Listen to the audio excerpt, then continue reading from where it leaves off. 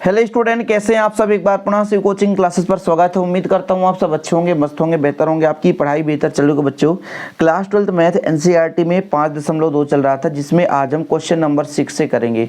6, 7, 8, 9, 10 मतलब 5 क्वेश्चन करेंगे बच्चों। आपका है, देख लीजिए, cos x square sine square और x घाते 5। देखिए, देखने को तो बड़ा छोटा है, लेकिन ये क्वेश्चन थोड़ा सा लंबा है। चलिए शुरू करते हैं। क्वेश्चन नंबर आपका कौन सा था बच्चों? क्वेश्चन नंबर 6 है ना। 6 से शुरू करना है ना। 5 तक तो पिछले लेक्चर में हो गया था। कितना है आपके पास?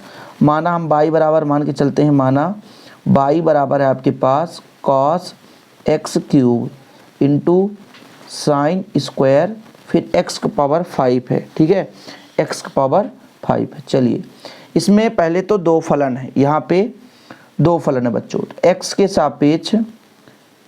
सापेक्ष क्या करेंगे? अवकलन करने पर, x के सापेक्ष अवकलन करने पर अवकलन का पहचान क्या होता है? d/dx। इधर भी अपन d/dx कर देते हैं बच्चों। ठीक है, cos x क्यूब, एक आपका ये फलन हो गया, एक आपका आ गया साइन स्क्वायर। क्या है? साइन स्क्वायर x की पावर 5, ये थीटा है। अब दो फलन का क्या होता है अवकलन, बताइए। ये फार्मूला होता है बच्चों, पहला फलन दूसरे का अवकलन। हमने इसके पहले एक फार्मूला कराया था, आप लोग देख लेना, प्लेलिस्ट में मिल जाएगा। पहला फलन दूसरे का अवकलन साइन स्क्वायर x की पावर 5 प्लस दूसरा फलन साइन स्क्वायर x की पावर 5 और पहले का अवकलन, तब d/dx cos x क्यूब।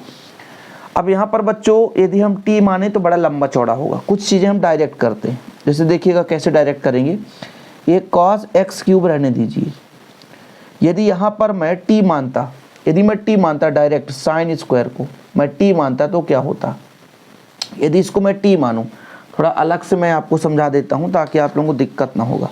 जैसे मैं यहाँ पर है आपके पास साइन स्क्वायर, ठीक है, फिर x की पावर 5, इसको मैं ऐसा भी लिख सकता था साइन x की पावर 5 का स्क्वायर। ठीक, अब इसको मैं जब t मानता बच्चों, t का स्क्वायर, तो ये इस प्रकार से हो जाता है d/dt और यहाँ पर t स्क्वायर और d/dx और साइन x की पावर 5, ये हो जाता। ये प्रोसेस है, बता रहा हूँ, थोड़ा सा समझने की कोशिश करेंगे तभी आपको समझ में आ पाएगा, अन्यथा समझ में नहीं आएगा, क्योंकि ये पूरा प्रोसेस है। यदि इसको मैं t मानता, पूरा t मान लेता, t का स्क्वायर हो जाता, तब यहाँ पर हो जाता है d/dt और t का स्क्वायर, क्योंकि साइन का स्क्वायर, और हमने d/dx यहाँ पर कर दिया, साइन है x की पावर 5 कर दिया। भाई इस पूरे का स्क्वायर है ना, ये साइन का स्क्वायर मतलब पूरे का स्क्वायर। ऐसे बच्चों यहाँ पर आपका साइन स्क्वायर और x की पावर 5 है, रहने दीजिए। अब यहाँ पर इसको हम t मानेंगे तो d/dt cos t हो जाएगा। ठीक है, इसको हमने t माना है, और फिर यहाँ पर हो जाता आपका, या t ना मानकर u मान लो तो अलग अच्छा रहेगा। ठीक है, क्योंकि यहाँ पर हमने t मान लिया है। फिर d/dx हो जाता, x की पावर 3 हो जाता। कहानी लंबी है, लेकिन क्या करें, यहाँ पर हो जाएगा आपका cos x की पावर 3। अब देखिएगा, टी स्क्वायर का क्या होता है? 2t होता है, मतलब 2, और t का मान कितना हमने माना? साइन x की पावर 5। ये आपका बच्चों t का मान है, साइन x की पावर 5, क्योंकि साइन x की पावर 5 को t माना तभी तो t स्क्वायर है। अब इसका फिर से एक अलग प्रोसेस होगा। जैसे मैं d/d भी कर दूँ तो साइन v और फिर d/dx x की पावर 5 हो जाएगा, क्योंकि x की पावर 5 को फिर से मैंने v माना है। क्या माना है? v माना है। चलिए आगे यहाँ पर देखिएगा, cos u का अवकलन माइनस साइन u। ठीक, चलने दीजिए। और u का मैं डायरेक्ट मान भी रख सकता था, और यहाँ पर इसका अवकलन 3 सामने आएगा, 3x स्क्वायर हो जाएगा। कहानी लंबी है, ट्विस्ट भी आएगा भाई। ये u है, ध्यान रखिएगा।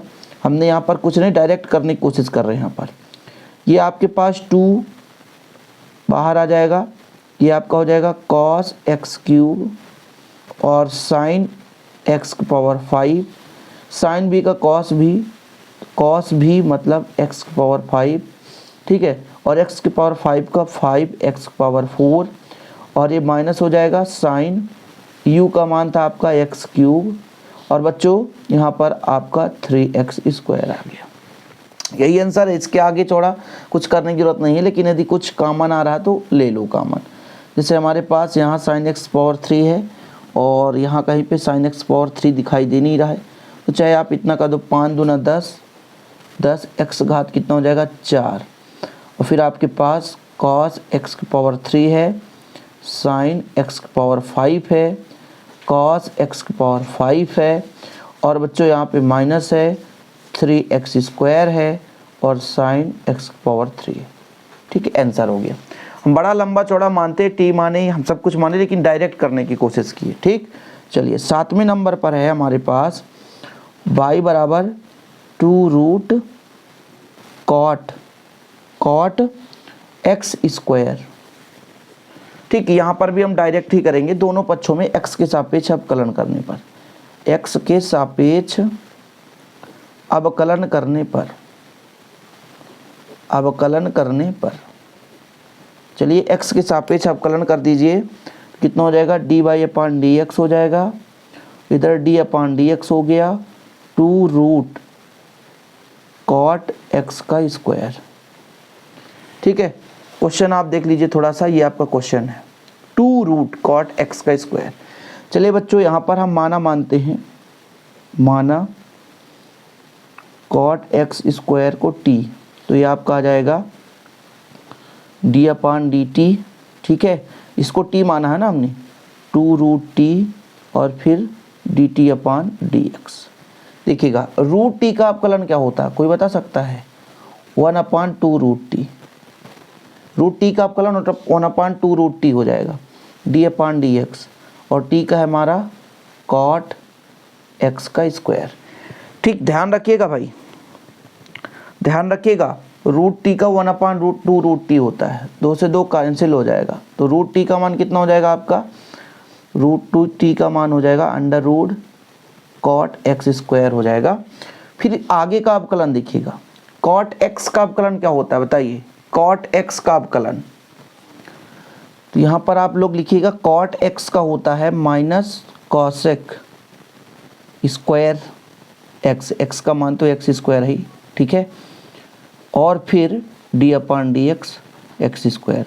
क्योंकि देखिए इसको हम जब t मानते तो कॉट टी होता, कॉट टी का फिर ये अवकलन होता, फिर से t का अलग से करते और एक्स स्क्वायर का 2x हो जाता, तो 2x सामने आ जाता बच्चों, और इधर आपका हो जाता root cot x square into ये माइनस सामने तो माइनस हो जाता cosec square into x square. यही आपका आंसर हो गया। कुछ चीज़ें डायरेक्ट करते हैं ना, जैसे भाई कॉट टी मानते, कॉट टी का हो जाता कॉसेक स्क्वायर, होता कि नहीं होता भाई, पूरा इसको पूरा टी मान लेते हैं अपन, इसको भले ही एक्स स्क्वायर को टी मानते तो कॉट टी होता, कॉट टी का कॉस स्क्वायर टी हो जाता, टी का मान रखते, फिर टी का अलग से अवकलन करते, तो डायरेक्ट कर दिया हमने, ज़्यादा लंबा चौड़ा प्रोसेस की जरूरत नहीं पड़ती है। तो क्वेश्चन नंबर 7 हो गया कंप्लीट। ओके, इसके बाद क्वेश्चन नंबर आपका 8 है। क्वेश्चन नंबर 8 है y बराबर, ये तो बहुत ही सरल है, कॉस रूट एक्स, एक्स के सापेक्ष अवकलन करने पर, एक्स के सापेक्ष अवकलन करने पर कर दीजिए d/dx कॉस रूट एक्स, माना रूट एक्स बराबर t, हो जाता d/dt कॉस टी, फिर dt/dx हो जाएगा। ठीक है बच्चों, कॉस टी का होता है माइनस साइन टी और d/dx रूट एक्स। अब देखिए यहाँ पर साइन टी का होगा रूट एक्स और इसका होगा 1/2 रूट एक्स, 1/2 रूट एक्स। अब वैल्यू पुट कर दो, माइनस साइन रूट एक्स अपान 2 रूट एक्स। ठीक है, ये आपका आंसर हो गया। ठीक, ये आपका आंसर हो गया। हमने टी माना है। अब जैसे पिछले क्वेश्चन में डायरेक्ट टी मान कर करते थे, क्योंकि लंबा चौड़ा क्वेश्चन था ना, उस तरीके से हम यू भी मानते रहते तो बहुत ज़्यादा लंबा फलन आता बच्चों, इसलिए हमने वहाँ पे डायरेक्ट माना था। इसके बाद क्वेश्चन नंबर 9 देखना बच्चों। पहले आप लोग यहाँ पर क्वेश्चन नंबर 9 देखिए, सिद्ध कीजिए कि फलन f(x) x-1 x belong to r, x बराबर 1 पर अवकलित नहीं है, मतलब अवकलनीयता चेक करनी है। ठीक है, क्वेश्चन नंबर 9 है आपका। एफ एक्स बराबर आपके पास दे के रखा है मॉड ऑफ x माइनस 1, जहाँ x जो है बिलोंग कर रहा है रियल नंबर के लिए, और हमें x बराबर 1 पर अवकलनीयता जांच करनी है। अवकलनीयता जांच करनी है। ठीक है बच्चों, अवकलनीयता जांच करनी है। अब इसके लिए फार्मूला होता है कि हमारे पास चूँकि फार्मूला होता है, ये होता है, पहले अपन क्या करते हैं कि डायरेक्ट 1 रख कर मान प्राप्त कर लेते हैं कि 1 माइनस 1, जब 1 रखेंगे बच्चों तो कितना आ जाएगा, 0 आएगा।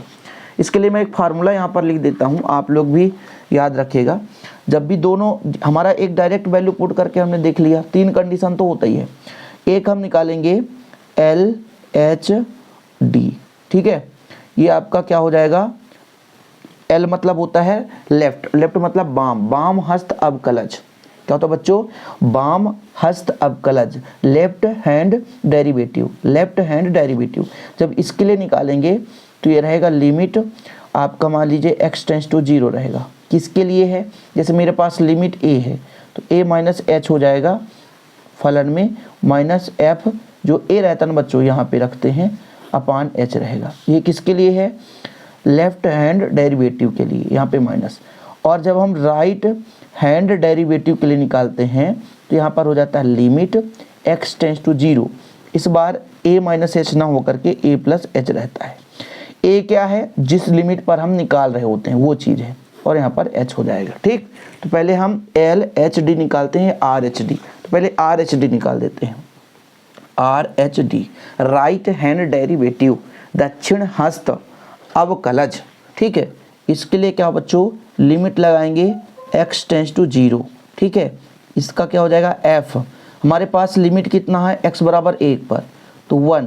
अब राइट में क्या है बच्चों, प्लस है ना, तो 1 प्लस एच माइनस f1 हो जाएगा, नीचे आपका हो जाएगा h। ठीक है, अब चलिए वैल्यू पुट करिए, 1 प्लस एच यहाँ पे रखना है हमको, यहाँ पे रखना है, तो आपका हो जाएगा लिमिट x टेंस टू 0, और 1 प्लस एच यहाँ पे जब रखेंगे तो हो जाएगा आपका 1 प्लस एच माइनस एच, और इसका मान है आपका 0 और नीचे h। कुल मिलाकर 1 से कट गया, अब x तो यहाँ पे है कुछ नहीं, तो यहाँ पर बचेगा h अपान h बराबर कितना आ गया, 1। ये किसके लिए आ गया, RHD के लिए। अब यहाँ पर हम देखते हैं LHD मतलब लेफ्ट हैंड डेरिवेटिव, लिमिट बच्चों x टेंस टू 0 ही रहेगा, लेकिन इस बार 1 माइनस एच रहेगा, और फिर आपका f1 रहेगा और नीचे माइनस का h रहेगा। ठीक, अब आगे देखिएगा, इस बार फिर से यहाँ पे रखेंगे तो देखिए कितना हो जाएगा, लिमिट x टेंस टू 0, फिर ये आपका हो जाएगा mod of 1 minus H minus 1। ठीक है, फिर बच्चों आपका हो जाएगा और माइनस 0 हो जाएगा, और यहाँ पर माइनस एच हो जाएगा। अब यहाँ पर देखिए, ये भले ही माइनस में है, ये कट जाएगा, लेकिन ये प्लस में आएगा और नीचे माइनस का एच आएगा। जब कटेगा बच्चों तो माइनस 1 बचेगा। अब चूँकि f1 हमने निकाला और RHD हमने निकाला और LHD हमने निकाला, तीनों बराबर नहीं है, इसलिए जो हमारा x बराबर 1 पर, अतः x बराबर 1 पर फलन क्या है बच्चों, अवकलनीय नहीं है। यही तो चेक करना था। अगला क्वेश्चन है बच्चों, क्वेश्चन नंबर 10 है, सिद्ध कीजिए कि महत्तम पूर्णांक फलन f(x) बराबर x, यानी महत्तम पूर्णांक संख्या है, अर्थात इसमें कोई भी वैल्यू रखेंगे तो पूर्णांक संख्या ही देगा। x की वैल्यू जो है 0 से बड़ी है और 3 से छोटी है, इसके लिए x बराबर 1 और x बराबर 3 पर अवकलनीयता है। अब यहाँ पर थोड़ा सा मैं आपको महत्तम फलन का मीनिंग समझा देता हूँ कि जैसे मान लीजिए आपका क्या कहता है कि जब भी फलन में x रखते हैं तो आपका x ही देता है। इसका मतलब जब हम 1 रखेंगे तो आपका 1 देगा, 2 रखेंगे बच्चों तो 2 देगा, लेकिन यदि कहीं 1.2 रखेंगे तो ये आपका 1 ही देगा, आगे के वैल्यू को नहीं देगा, छोटा मान देता है। ठीक है, 1.9 है बच्चों तो ये 1 ही देगा। यदि मैं कह देता 0.9 है, यानी 1 से थोड़ा सा कम है तो आपका वो 0 दे देता है। यदि मैं कह देता 0.8 है तो वो आपका 0 दे देता है। ध्यान रखिएगा, ये चीज़ है महत्तम मान का एक फॉर्मेट है ताकि आप लोगों को समझ में आ सके। अब जैसा कि क्वेश्चन में देके रखा है कि x बराबर 1 पर और x बराबर 2 पर अब कलनीयता जांच करनी है। तो यदि मैं इसको चेक करूं कि संतत है, यदि संतत आ गया, जैसे आपने इसके पहले प्रश्नावली में संतत वगैरह चेक किया था, यदि संतत फलन हो जाता है तो अवकलनीयता जांच हो जाती है कि वास्तविक रूप से अवकलनीयता है। यदि संतत नहीं है बच्चों तो फिर वो अवकलनीयता नहीं है। चलिए हम क्वेश्चन नंबर 10 की बात करते हैं। क्वेश्चन नंबर 10 में आपके पास fx बराबर यहाँ पर x है, ठीक है, x बराबर 1 के लिए कर रहे हैं, ठीक है, x बराबर 1 के लिए। तो चूंकि बच्चों यहाँ पर हम माना मानेंगे x बराबर 1 प्लस एच। यदि बच्चों यदि x टेंस टू 1 रखेंगे तो h टेंस टू कितना हो जाता है 0, ठीक है, कोई दिक्कत तो नहीं है। Limit x tends to 1 plus के लिए हम कर रहे हैं और इसको हमने h में चेंज कर दिया है तो h टेंस टू 0 हो जाएगा। इसके लिए फॉर्मेट क्या है बच्चों, यहाँ पर fx के जगह क्या रखेंगे, f1 प्लस एच, क्या रखेंगे 1 प्लस एच। अब इसको अपन कहाँ रखते हैं बच्चों, फलन पे, तो फलन पे वही चीज़ आ जाएगा, लिमिट हो जाएगा h टेंस टू 0 और कितना हो जाएगा 1 प्लस एच, ठीक है, क्योंकि महत्तम पूर्णांक देता है। अब 1 से 1.1, 1.2, 1.3 कुछ भी आएगा लेकिन वो वैल्यू देगा 1, मैंने पहले ही समझा दिया था। इसके बाद बच्चों चलेंगे limit x tends to 1 minus f x पर, ठीक है, तो ये हो जाएगा लिमिट h टेंस टू 0, ठीक है, इस बार हो जाएगा f1 माइनस एच। फिर से हम लिमिट h टेंस टू 0 यहाँ पर रखेंगे तो 1 माइनस एच हो जाएगा। अब 1 से कम जाएंगे तो 0 आ जाएगा और डायरेक्ट हम बच्चों यदि 1 रखें तो आपका 1 आएगा। तो चूंकि यदि हम आपसे कह दें f1 not equal limit x tends to 1 plus में not equal limit x tends to 1 negative में, इसलिए x बराबर 1 पर फलन संतत नहीं है, ठीक है। इसी प्रकार 2 के लिए हम करेंगे बच्चों, 2 के लिए करेंगे कि x बराबर 2 के लिए चेक करते हैं और ये तो क्लियर, यदि फलन संतत नहीं है तो अवकलनीयता नहीं है। माना बच्चों x बराबर 2 प्लस एच, थोड़ा सा आगे के लिए चलते हैं, ठीक है, 2 प्लस एच करते 2 माइनस एच करते वही चीज़ प्रोसेस होता है, ठीक है। तो यदि x टेंस टू आपका 2 तो h टेंस टू आपका 0 हो जाता, ठीक है। Limit x tends to 2 plus के लिए कर रहे हैं तो जब इसको h में बदलेंगे तो limit h tends to 0 f2 plus h हो जाता।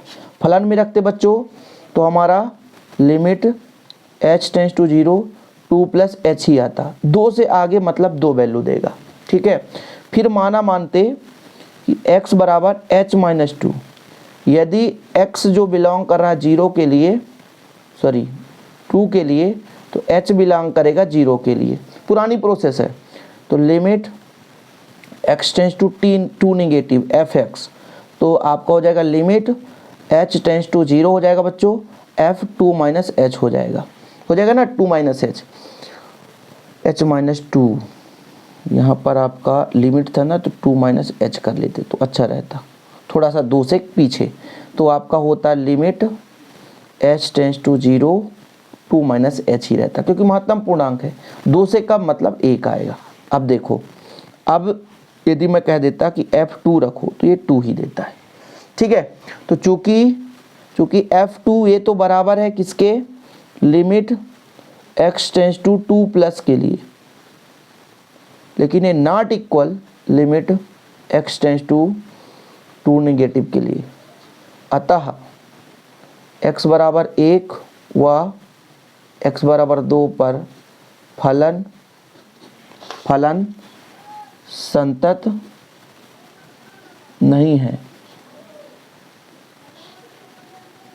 अतः अवकलनीय भी नहीं है, ठीक। इस प्रकार से आप क्वेश्चन नंबर 10 को सॉल्व कर सकते हैं।